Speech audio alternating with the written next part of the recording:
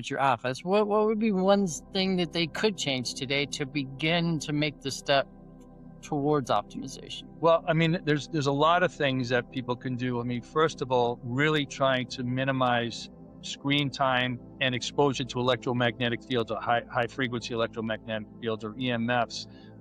Depending on where you live, if you can actually get your feet on the ground each and every day, get sunlight. Sunlight is not dangerous like they told us. It's actually really important for a lot of our physiological processes to happen. And also getting enough oxygen, and there's simple, breathing exercises like Wim Hof and those kinds of things to just get more oxygen than we're typically getting, and getting out into fresh air, because room air doesn't have the same quality as the fresh air, even with pollution out there. So that's doing a superhuman type thing with grounding, oxygen, and getting it in, and getting sunlight will do a lot to do a similar thing to what superhuman is. And as you pointed out, we're taking three aspects of creation, the earth, the air, and the light. And those three things are basically what makes superhuman what it is. But it's not an original design. The original design is right here outside.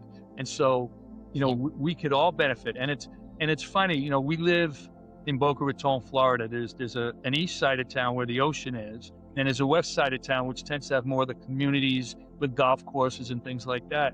And there's definitely a difference with people that live on the east side of town. They tend to be outside more. They're by the beach. They'll tend to have walks on the beach more often because it's very convenient. And so their energy is different. They look healthier. This is an observation that I've made in seeing people that come to me from the east side of town versus the west side of town. So it's interesting because most of the people on the west side, and again, it's a generalization, spend more time indoors than outdoors, unless they're playing golf or they have kids that are doing sports, which of course helps to get them outside.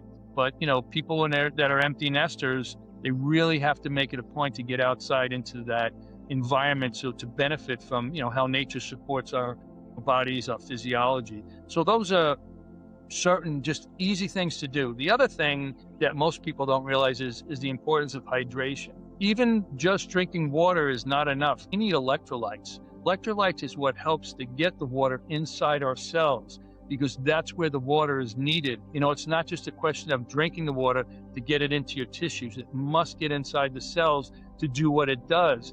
And you need electrolytes for that water to be drawn into the cells. So a lot of us are suffering from electrolyte, balances or deficiencies, because most of the topsoil that we're getting food grown in doesn't have the mineral content anymore. Many of us are drinking things that actually cause some of those electrolytes in our bodies to kind of leach out. We don't really drink well water anymore, which has its own minerals because it's natural. So bottled water doesn't typically have that. So a lot of people are walking around dehydrated. It will affect energy because it's affecting cell function and cell energy production. So making sure that you get enough electrolytes and water on a daily basis is another thing that can actually be a game changer.